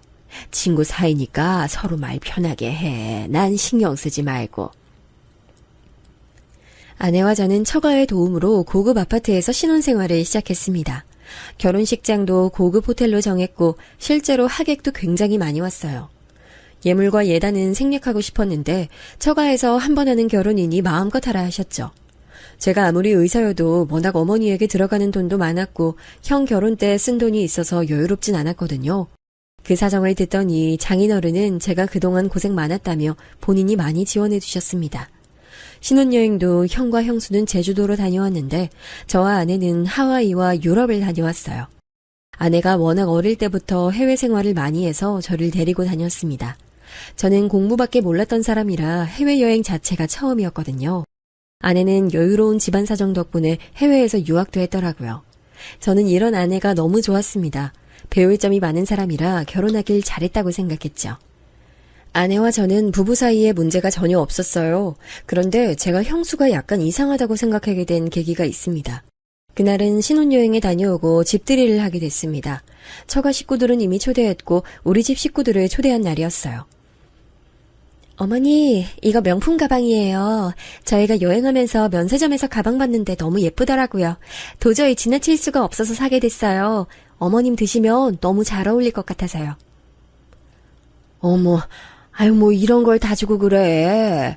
난 너희가 무사히 다녀온 것만으로도 좋아. 아유, 고마워. 아껴서 잘 들고 다닐게. 이렇게 훈훈하게 선물 증정식을 마치고 거실에서 과일을 먹고 있었습니다. 형하고 어머니와 얘기하느라 시간 가는 줄 몰랐어요. 그런데 어느새 정신 차리니 아내와 형수가 없더라고요. 곧 어머니가 가실 시간이라 저는 집안에서 형수와 아내를 찾아다녔습니다. 그런데 안방에서 형수와 아내의 대화 소리가 들렸어요. 나연아, 나 진짜 너무 속상해. 나도 어머니한테 명품 가방 사주고 싶지. 그런데 우리 사정이 어려워서 가방이 뭐야? 지갑도 못 사줬어. 그런데 너가 그렇게 어머니한테 가방을 주면 내가 뭐가 돼? 아, 미안해. 나 미정이 네가 그런 생각을 할 줄은 몰랐어. 다음부턴 너 없을 때 어머니 선물 주도록 할게. 너 기분 나쁘라고 한 행동은 절대 아니야. 우리는 서방님 돈으로 겨우 주공 아파트 작은 평수에서 시작하는데 넌 이런 고급 아파트에서 살고. 진짜 이런 거 보면 결국 돈이 다야. 너는 부모 잘 만나서 행복하지? 나는 언제 돌아가실지 모르는 엄마밖에 없잖아. 에이, 아니야, 미정아. 왜 그렇게 생각해? 아주버님도 가게 하시면서 돈 많이 버시잖아. 행복이 별거야? 너무 기분 상해하지 말고 행복하게 지내자. 나도 너 더 신경 쓸게. 밖에서 문고리를 잡고 저 대화를 듣는데 기분이 이상했어요. 대놓고 아내에게 부모 잘 만나서 좋겠다는 소리를 하는 형수를 보니 제가 알던 사람이 아닌 기분이었습니다. 실제로 형수의 어머니가 아프셔서 우리 병원에 곧 입원할 예정이었거든요. 마침 우연히 그 병동이 제가 일하던 병동이기도 했고요. 아무튼 아무렇지 않게 들어가서 곧 어머니가 가신다고 얘기하고 그날은 그렇게 마무리가 됐습니다. 저는 속으로 의아하다고 생각했지만 그냥 그렇게 얘기가 끝날 줄 알았어요. 하지만 그것은 제 착각이었습니다. 오히려 시간이 지날수록 형수는 아내에게 대놓고 불만 아닌 불만을 표출하기 시작했어요. 그리고 그건 아이를 낳고 더 심해졌습니다. 형수가 결혼하고 아이를 좀 늦게 가지긴 했어요. 형 부부는 결혼하고 바로 아이를 낳고 싶어 했죠. 그런데 듣기론 형수 몸 상태가 그리 좋지 않다 하더라고요. 병원에서 검사도 받고 그러더니 자연 임신은 불가하다고 소리를 들었다고 합니다. 그래서 시험관을 통해 아이를 가지게 됐어요. 옆에서 보며 형수가 고생을 많이 한 걸 저도 알았어요. 그래서 아이를 가졌다고 했을 때 얼마나 기뻤는지 모릅니다. 반대로 우리 부부에게 아이는 빨리 찾아왔어요. 원래도 아이가 생기면 바로 낳자고 했는데 생각보다 바로 생겼어요. 그런데 아이가 생기자 아내가 조금 곤란해하는 모습이 보이더라고요. 미정이가 시험관을 몇 번이나 하고 아이가 생겼잖아. 근데 우리는 바로 자연 임신이라 조금 눈치 보여. 그쪽 사정은 안타깝지만 그래도 아이를 가졌으니까 눈치 볼 건 없어. 우리가 한 달 차이지만 더 늦게 생기기도 했으니까 순서도 괜찮잖아. 아이 가지는 걸로 미정이가 마음고생을 많이 해서 우리 아이 생긴 거 조금 늦게 말하자. 내가 조심스러워서 그래. 아내 말대로 우리 부부는 아이가 생기고 안정기에 들어간 후에 말하게 됐어요. 형수는 안 그래도 원래 예민한 구석이 많았는데 임신 이후로는 더욱 심해졌거든요. 만약 아내의 임신 사실을 알면 예민함이 폭발할까 두려웠죠. 그리고 중반기에 들어가고 우리 부부도 조심스럽게 임신을 알렸습니다. 그런데 형수 표정이 너무 안 좋았어요. 급기야 갑자기 눈물을 보이더라고요. 자연 임신이라니 부럽다. 나연아, 진짜 근데 좀 너무하네. 우리가 그렇게 병원 다니면서 고생하는 거 봤으면 시기를 미룰 수도 있었잖아. 형수님, 그게 무슨 말씀이세요? 아이 갖는 시기를 일부러 미룰 수는 없죠. 저는 오히려 같이 생겨서 다행이라고 생각했어요. 같이 키우면 되잖아요. 제가 임신해서 그런가 예민해서 그렇게 생각할 수 있는데 기분이 좋진 않아요. 저 오늘은 이만 일어날게요. 어머님, 나중에 연락드릴게요. 죄송해요. 형수는 아내의 임신 소식에 눈물을 흘리며 급기야 자리에서 일어났어요. 그 자리에 있는 모두가 당황했죠. 사실 저는 저 때는 형수가 왜 저러는지 이유 자체를 몰랐어요. 나중에 아내가 형수는 어릴 때부터 유독 자기한테 예민했다고 하더라고요. 심지어 대학에 갈 때도 아내와 같은 고등학교에 다녔다고 했잖아요. 아내는 장학금 받고 들어갔다고 해요. 그때도 형수는 자기는 형편도 어려운데 장학금을 받지 못했다고 복도에서 울었다고 합니다. 대학에 가서도 아내는 워낙 공부를 잘해서 성적 장학금을 받은 적이 꽤 있었다고 해요. 그럴 때도 자기는 형편이 어려워 공부할 시간이 없다고 엉엉 울어 당황했다고 합니다. 이런 식으로 형수는 아내에게 늘 질투를 해왔더라고요. 당신은 형수가 저럴 때마다 당황스럽지 않아? 나는 저런 사람인 줄은 전혀 몰랐어. 어렸을 때부터 그런 거면 당신도 고생 꽤 했겠다. 그런데 미정이가 가정 환경이 실제로 안 좋기도 했고 그냥 난 원래 사람 잘 안 미워하잖아. 그런 사람도 있구나 싶었지. 어차피 내 인생은 바뀌지 않으니까. 나는 당신 그런 모습이 참 좋아. 어떻게 그렇게 대인배야? 태어날 우리 아이들도 당신 닮았으면 좋겠다. 저는 진심으로 제 자식들이 아내의 성품을 담길 원했어요. 그리고 마침내 형수도 출산하고 우리 아내도 출산했습니다. 시조카도 우리 아이도 둘 다 딸이었어요. 저와 형이 둘 다 남자라 어머니는 공주들을 많이 좋아하셨어요. 그런데 아이를 낳고 형수의 질투는 더 심해졌습니다. 나연이 너 그 조리원 내가 듣기로 1,000만 원 넘던데 맞지? 서방님이 돈 내주셨어요? 의사라서 역시 다르구나. 아이 낳으면 몸 회복하는 게 힘들다고 하더라고요. 동료한테 들었더니 조리는 확실히 하는 게 좋다고 해서요. 미정이 너가 있던 조리원도 지역에서 유명한 곳이잖아. 그리고 내가 거기 알아봤는데 이미 예약 다 차서 여기로 한 거야. 그래? 근데 너 아기 옷도 그렇고 유모차도 그렇고 다 명품이네? 부럽다. 우리 애는 형편이 너희처럼 좋지 않아서. 아이한테 너무 미안하다. 미정아, 왜 울고 그래? 아니야, 이게 뭐가 중요해. 사랑을 많이 주면 되잖아. 이런 용품이 그렇게 중요한 건 아니잖아. 중요한 게 아니면 그 유모차 나 주면 안 돼? 어차피 너희는 하나 더 사도 가게에 아무 문제 없잖아. 형수님, 아니 이런 식으로 만나면 형수는 대놓고 우리 부부를 부러워했어요. 실제로 전날 아내는 있는 사람이 베풀자며 유모차를 형수에게 주고 왔죠. 제가 아는 것만 해도 유모차, 아기 옷들이 꽤 많습니다. 아마 저 모르게 가져간 것들까지 합하면 더 많겠죠? 이런 일들이 지속되니 저는 형수와 형을 만나는 게 점점 불편해졌습니다. 그런데 이런 말을 하면 아내는 그냥 우리가 참자고 있어요. 어차피 나는 미정이가 저렇게 나오는 거 익숙해. 우리 관계 때문에 당신이 아주버님하고 만나는 게 불편해지면 난 그게 더 불편해. 그냥 신경 쓰지 말고 내가 행동 제대로 할 테니까 너무 깊게 생각하지 마. 실제로 저는 형수가 불편했던 거지 형하고는 사이가 매우 좋았어요. 그래서 형만 따로 보는 날도 적지 않았죠.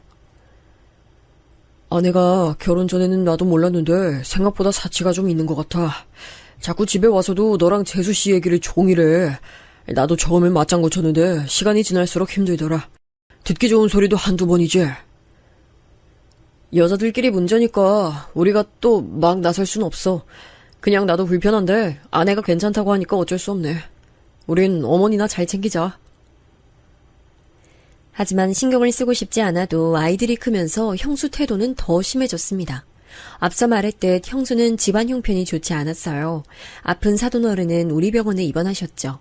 반면 장인어른과 장모님은 평소 건강관리를 정말 열심히 하셨어요. 그래서 건강 문제는 전혀 없었습니다. 오히려 우리 부부에게 지원을 많이 해주셨습니다. 저나 아내가 자랑하는 성격이 아니라 막 티를 내고 그러진 않았어요. 그런데 만날 때마다 아무래도 얘기하고 있는 게 있으니 형수의 질투심을 자극했던 것 같아요. 둘째 가졌다며? 그래, 한 명만 있으면 외로울 수도 있지. 너무 축하해. 건강하게 잘 나았으면 좋겠다. 네, 아내가 본인이 외동이라 외로웠다고 한 명 더 낳자고 해서요. 저도 형 있어서 좋았으니까 좋은 결정이라고 생각해요. 어머니와 저런 대화를 했는데 형수가 옆에 있었나 봐요. 나중에 아내에게 전화가 오더라고요. 아니야, 그건 오해야. 우리가 뭐 다정이 불쌍하다고 생각하겠어? 그냥 우리 민지가 외로울까봐 그런 거야. 내가 외동이잖아. 그래. 마음 상했으면 미안해. 왜? 형수가 또 뭐라고 했어? 당신하고 어머님이 외동은 외롭다고 했잖아. 자기 딸 다정이는 그럼 뭐가 되냐고 하더라고. 나도 이젠 모르겠다. 처음엔 참았는데 점점 지치네. 형수 저런 성격이 원래 그랬다고 해도 시간이 지날수록 더 그러잖아. 이제 우리 진지하게 거리를 두는 게 맞는 것 같아. 실제로 첫째가 유치원에 들어갈 나이가 됐을 때 형수는 더 대놓고 질투하기 시작했어요. 아내와 저는 아이 교육에 대해서도 생각이 많았거든요. 그래서 영어 유치원을 보내려고 했어요. 저도 아내도 일하는 사람이니 벌이가 충분히 되기도 했고요. 그런데 형은 가게가 매출이 잘 나오지 않았습니다. 동네 빵집이 잘 돼도 아무래도 의사인 저보단 훨씬 덜했겠죠. 형수님도 대학병원 간호사라 벌이가 적진 않았는데 우리 부부와 비교하면 비교가 되긴 했습니다. 그래, 민지는 영어 유치원 보내기로 한 거야? 그럼 영어 잘하겠다. 난 예전부터 영어 잘하는 사람들 멋지더라. 우리 손녀가 영어 잘한다니 너무 기쁘네. 제가 어릴 때부터 해외에 다니니까 확실히 영어 잘하면 장점이 많더라고요. 그래서 민지도 영어 유치원 보내려고 해요. 영어 유치원 그거 비싸지 않아? 그런데 거기 보내도 초등학교 가면 다 까먹는다고 하던데 의미 있나? 초등학교 때도 영어학원 보내고 사립초등학교 보내면 괜찮다고 하더라. 아예 안 보내는 것보단 괜찮을 것 같아. 안 보내도 영어 잘하는 애들은 잘할걸? 우리 다정이는 똑똑해서 안 보내도 영어 회화 문제 없을 거야. 그럼 다정이는 안 보내면 되겠네. 내가 우리 딸 영어 유치원 보낸다고 하는데 왜 그래? 저번부터 너무 내가 하는 모든 것에 사사건건 그러는 것 같아. 왜 갑자기 둘이 그래? 내가 괜한 얘기를 꺼냈구나. 미안해. 형수님, 제가 그동안 일부러 참았는데 왜 자꾸 아내한테 그러시는 거예요? 네? 서방님까지 저한테 왜 이러세요? 그래도 제가 윗사람인데. 그럼 윗사람 대접이나 해주세요. 나연이, 너도 나 형님이라고 불러. 형수는 제가 나서자 급기야 본인을 형님이라고 부르라고 하더라고요. 분명히 신혼 초에 합의했던 내용인데 할 말이 없는지 저런 논리를 펼치기 시작했습니다. 아내와 저는 둘이 어이가 없어서 대화를 했어요.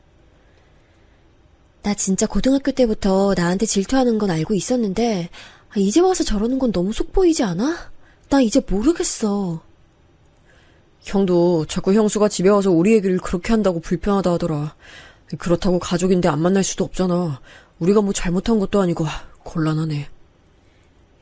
결국 아내는 형수와 거의 연을 끊게 됐습니다.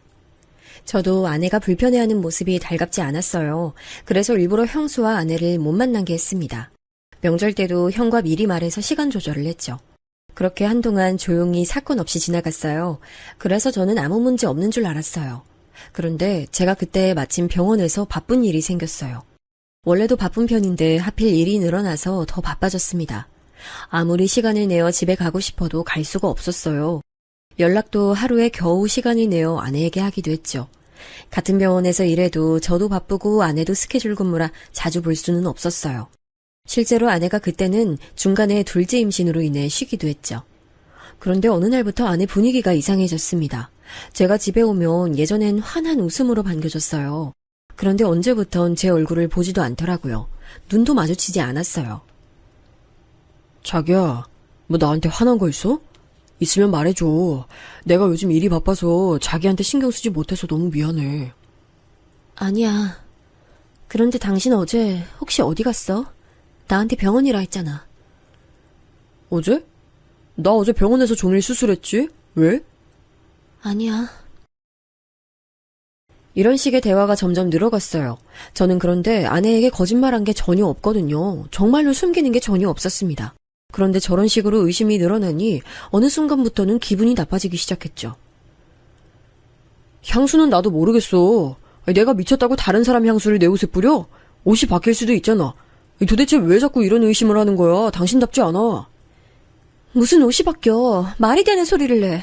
당신 그거 변명이야. 내가 뻔히 집에서 옷 세탁하는데 갑자기 여자 향수 향이 나잖아.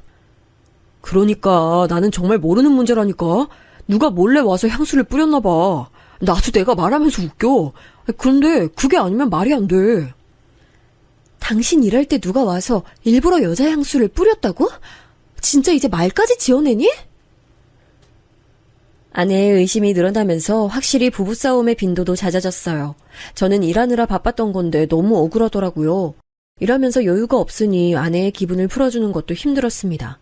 그렇게 아내와의 관계가 소원해지며 서로 대화도 덜하기 시작했어요. 확실히 대화를 덜하니 오해가 더 생기는 기분이 들었습니다. 어느 순간 저도 문제를 인지하기 시작했어요. 그래서 아내와 대화로 풀고 싶었습니다. 당신이 자꾸 나를 의심하는 것 같은데 애초에 내가 바람이 났다고 해도 그 상대가 없잖아. 나도 당신이 의심하는 거 싫어서 해명하고 싶은데 해명할 게 없어. 나도 그래서 답답해. 아니야, 됐어. 그만 말하자. 내가 오해한 것 같아. 당신 말대로 정황만 있고 의심 가는 상대도 없어. 상황이 정말 제가 바람이 났다고 생각하면 그럴 수밖에 없게 일어나더라고요. 저도 모르는 사이에 제 옷에 여자 향수가 뿌려져 있다거나 립스틱 자국이 있다거나 그런 일이요. 저는 제가 한 짓이 아니라 신경 쓰지 않았는데 오히려 그 무심함이 아내의 의심을 자극할 줄은 몰랐습니다. 그리고 시간이 흘러 이 일은 자연스럽게 언급되지 않았어요. 상대가 없으니 의심할 수도 없었죠. 그러다 아내는 둘째가 유치원에 가며 복직하게 됐습니다. 같이 병원에서 일하며 맞는 시간엔 밥도 먹고 퇴근 시간이 맞으면 집에 같이 가기도 했죠. 그렇게 다시 사이가 좋아지나 싶었습니다. 그런데 그러다 제 밑으로 신입 의사 한 명이 들어왔어요. 원래 신규면 선배가 챙겨주는 게 당연하잖아요. 제 직속이기도 하고 그래서 이제껏 제가 했던 것처럼 챙겨주고 있었어요. 그러면서 아내에게 소개하기도 했죠. 아, 안녕하세요. 이번에 새로 오신 분이라고 말씀 많이 들었어요. 네, 안녕하세요. 저도 얘기 많이 들었어요. 서로 안면도 틀 정도로 저는 당당했습니다. 그리고 제 성격이 남들보다 세심하거나 그러지도 않아요. 절대 의심이 될 만한 짓은 하지 않았습니다. 그냥 회식 자리가 있으면 그 친구 택시를 태워주고 그러긴 했어요. 하지만 딱 사회생활 정도였지 거기서 더 나가거나 하지 않았습니다. 같은 병동에서 일하니 근무 시간이 겹치면 커피를 사주기도 했죠. 그냥 딱 직장 선후배 관계였습니다. 알고 봤더니 신입이 아내와 같은 고등학교를 나왔더라고요. 세상이 정말 좁다는 생각이 들었죠. 같은 동문이라는 소리를 듣고 더 조심했어요. 그러던 어느 날 퇴근 전에 신입에게 전화가 걸려왔습니다. 전화를 다시 했더니 받지 않더라고요. 그냥 무시하고 집에 가려고 했는데 문자로 주소 하나가 찍혀 있었어요. 선배님, 여기로 와주세요. 딱 저 메시지를 받고 사실 가지 않으려고 했습니다. 왜냐하면 주소를 찍어봤더니 모텔이었어요. 아무런 이유도 모르고 모텔로 갈 순 없었습니다. 그래서 그냥 집 주소를 찍고 가려고 했는데 다시 신입에게 전화가 왔어요. 무슨 일 있어? 나 지금 집 가려고. 도움 필요하면 다른 선배한테 부탁해봐. 그런데 신입은 아무 말도 하지 않았어요. 말을 안 하니 저도 할 말이 없어서 전화를 그냥 끊었습니다. 그런데 문자로 자꾸 와달라는 말을 했어요. 선배님, 한 번만 와주시면 안 될까요? 제가 지금 몸이 너무 아파서 그래요. 그 문자를 보고 저는 어차피 병원에서 3분 거리밖에 되지 않으니 가서 경찰을 부르려고 했어요. 아프면 그냥 우리 병원으로 다시 데려오려고 했죠. 그래서 모텔로 차를 돌렸습니다. 그리고 저는 그 결정을 아직까지 후회하고 있어요. 제가 왜 그랬을까요? 그러면 안 되는 일이었어요.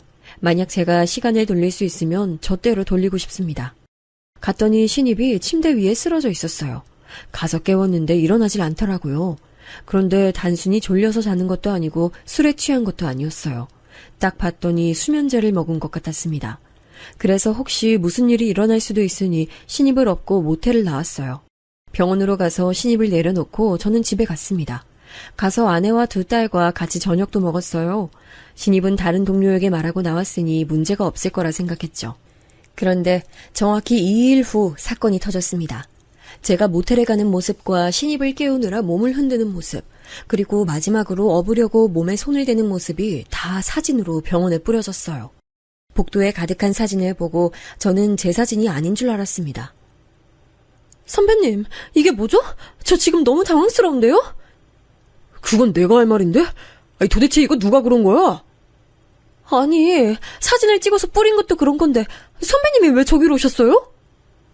그게 무슨 소리야? 너가 나한테 와달라고 했잖아. 네?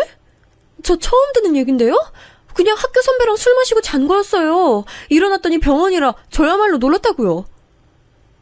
신입에게 들은 말은 충격적이었습니다. 하지만 그 내용의 진위 여부를 파악하기도 전에 사건이 터졌어요. 갑자기 동료가 저희를 보고 달려왔거든요. 야, 재훈아. 야, 어떡하냐, 어떡해. 몰라. 나도 이거 사진을 누가 찍은 건지도 모르겠고. 복잡하다.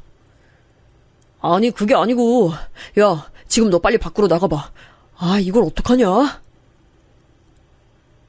동료의 말을 듣고 급하게 밖으로 나갔더니 믿을 수 없는 광경이 펼쳐졌어요. 아내도 같은 병원에서 일했잖아요.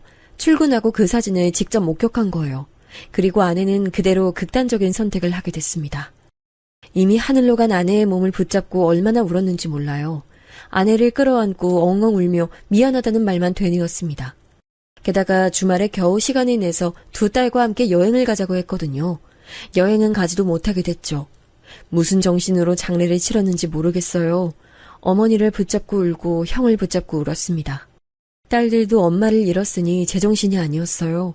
한동안 아내를 떠나보내고 저는 술이 아니면 잠들 수 없었습니다. 집이 이게 뭐니? 엄마도 너무 속상하다. 민지랑 윤지 학교는 제대로 가고 있어? 엄마가 집안일 할 테니까 너는 너 몸 좀 챙겨. 나연이한테 너무 미안해요. 아휴, 누가 그런 짓을 해서. 사돈도 또 쓰러지셨대. 실제로 장모님은 장례식장에서 쓰러지셨어요. 제가 블랙박스와 그날 근무표까지 보여드리며 억울함을 주장했거든요. 그래서 다행히 바람이라는 헛소문은 잠재워졌습니다. 하지만 아무리 헛소문이 없어져도 아내는 살아 돌아오지 않았죠. 아내가 없다는 사실은 저를 너무 괴롭게 만들었습니다. 입맛이 없어 밥도 들어가지 않았어요. 살은 점점 빠지고 사람이 사람 같지 않았습니다. 그렇게 몇 주의 시간이 지나고 형이 저를 불렀어요. 그리고 충격적인 소식을 듣게 됐습니다. 형이 부른 자리에 나갔더니 신입까지 같이 있더라고요. 둘이 왜 같이 있는지 궁금했지만 그때는 제정신이 아니라 그냥 앉았습니다. 둘은 계속 제 눈치를 보더니 말을 꺼냈어요. 재훈아, 놀라지 말고 잘 들어. 내가 대신 미안하다. 너 그 헛소문 네 형수가 낸 거야. 제가 나연 선배 그렇게 돌아가시고 곰곰이 생각했는데 아무리 생각해도 미정 선배가 의심됐어요. 저도 너무 억울하기도 했고 그래서 알아봤는데 이거 미정 선배 짓이에요. 지금 그게 무슨 말이야? 똑바로 알아듣게 얘기해. 저 그날 미정 선배랑 오랜만에 만나서 저녁 먹었거든요. 원래도 뭐 나연 선배나 미정 선배 만나서 밥 많이 먹으니까 아무런 의심이 없었죠.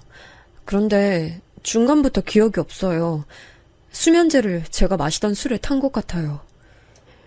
그리고 집에서 카메라를 발견했어. 우리 집엔 이런 카메라가 없거든. 아무리 봐도 이건 네 형수가 꾸민 일이야. 그리고 어느 순간부터 나연 선배가 자꾸 저한테 선배랑 저랑 무슨 일이 있냐고 물어봤어요. 저는 그냥 직장 선후배 사이라고 했는데 믿는 눈치가 아니었거든요. 이젠 이유를 알 것 같아요. 미정 선배가 중간에서 이간질한 거예요. 실제로 병원에서도 선배랑 저랑 같이 다니면 간호사들 눈길이 이상했거든요. 애초에 그렇게 소문을 냈으니까 그랬겠죠? 형과 후배의 말을 들으니 이제야 이해가 갔어요. 그러면서 저는 이 사건을 제대로 조사하기 시작했습니다. 아내와 저를 지키고 나아가 우리 두 딸까지 지켜야 했거든요. 그리고 나연 선배가 집도 잘 살고 워낙 사람이 성품이 좋잖아요. 그래서 간호사들이나 직원들 사이에서도 평이 좋았어요. 미정 선배는 반면에 예민하고 후배들 자주 괴롭히니까 소문 안 좋았죠. 그래서 저한테 사실 나연 선배 욕 많이 했어요. 후배가 아내와 형수와 같은 고등학교 출신이라고 했잖아요. 그래서 자주 만남을 가졌는데 자꾸 형수가 후배를 만나면 아내의 흉을 봤다고 합니다. 저는 이 사건을 그냥 넘어갈 마음이 전혀 없었어요. 아내가 어떤 심정으로 극단적인 선택을 했던 건지 생각하니 피가 거꾸로 솟는 기분이었습니다. 그래서 경찰서도 찾아갔어요. 가서 CCTV부터 사건을 처음부터 조사했습니다. 그 과정에서 제 옷에 몰래 향수를 뿌린 사람도 형수였다는 게 밝혀졌어요. 저는 이 사실을 알고 형수에게 따지려다 일단 참았습니다. 작은 것부터 다 밝히면 형수에게 오히려 사실을 은폐할 기회를 주는 것 같았어요. 경찰 조사하며 알게 된 사실은 더 가관이었습니다. 아내에게 형수가 전화를 많이 했더라고요.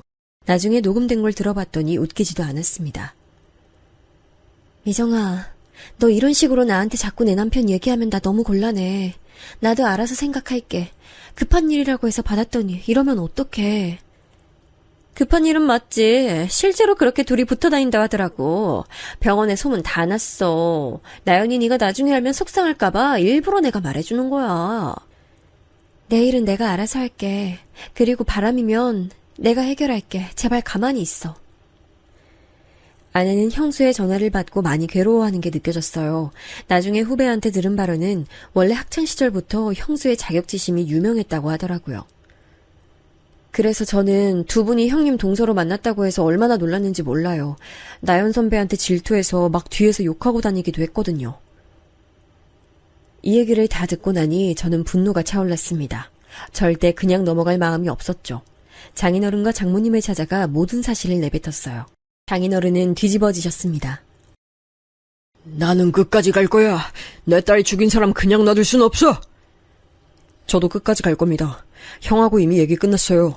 이혼은 당연하고 그 이상의 복수를 할 거예요. 실제로 형은 이미 형수에게 질릴 대로 질린 상태였습니다. 형수가 집에 오면 그렇게 비교를 했다고 해요. 난 이제 더는 못 살겠어. 집이 아니라 감옥 같아. 다정이도 엄마 눈치 보느라 바쁘고 안 되겠어. 돈 못 번다는 소리도 계속하니까 자존감도 내려가고 막상 내가 빵집하며 버는 돈이 아내 월급의 2배는 되는데. 저는 모든 증거를 수집했어요. 형수는 꿈에도 모르고 하하오호 웃으며 행동하고 있었거든요. 그 얼굴을 보며 속으로 얼마나 이를 갈았는지 모릅니다. 그리고 마침내 후배와 형의 도움을 받아 모든 사건의 전말이 완성됐습니다. 저는 이걸 글로 써내려가기 시작했어요. 일목요연하게 정리해서 사진까지 포함시켰죠.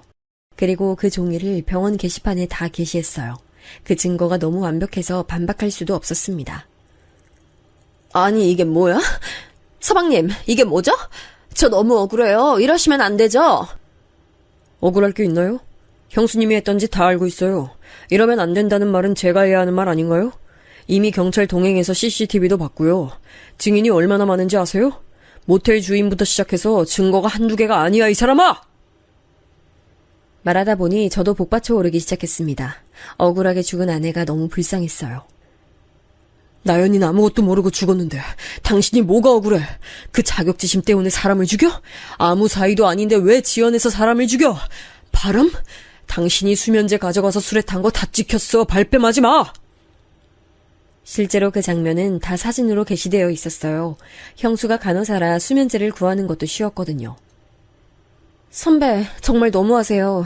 저는 선배가 저한테 수면제를 먹일 줄도 몰랐고 이런 일을 꾸밀 거라는 것도 몰랐어요. 아무리 그래도 고등학교 후배인 저를 이용해서 나연 선배를 죽음까지 몰고 가시면 안 됐죠. 너무 부러웠어. 나연이 인생이 너무 부러워서 견딜 수가 없었어. 난 가지지 못한 걸 다 가지고 있잖아. 돈 많은 부모, 자상하고 돈 잘 버는 남편, 똑똑하고 예쁜 아이들까지. 그냥 처음엔 장난이었어. 나연이가 괴로워하는 모습을 보는 게 좋았어. 이런 일이 일어날 줄은 나도 몰랐어. 웃기지 마. 나는 이거 절대 그냥 넘어갈 생각 없어. 당신 경찰에 고소했고 사기죄, 횡령죄 죗값이나 받아. 참고로 형도 이혼한다니까 이혼 소송까지 각오해. 그래서 실제로 형수는 재판 끝에 감옥에 가게 됐습니다. 낙인이 찍혀 당연히 병원에서 다시 일할 순 없을 거예요. 조카는 형이 키우기로 했어요. 재산 분할할 때도 형의 기여도가 커서 양육권을 포함해서 형은 잃을 게 없었습니다. 형수는 아픈 어머니가 병원에 있다고 했잖아요. 그 병원비도 형이 대신 내고 있더라고요. 이제 이혼했고 남이니까 신경 쓰지 않아도 되니 형은 오히려 홀가분하다고 했습니다. 감옥에 간 형수를 보고 이제 조금 마음이 괜찮아졌어요.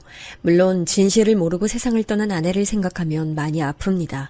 하늘에서라도 이 사건의 진실을 알면 얼마나 좋을까요? 저는 살면서 바람 피울 생각을 한 적이 없어요. 억울함에 한동안 잠도 자지 못했습니다. 그래도 직장부터 주변인까지 다 사실이 까발려졌으니 통쾌하기도 해요.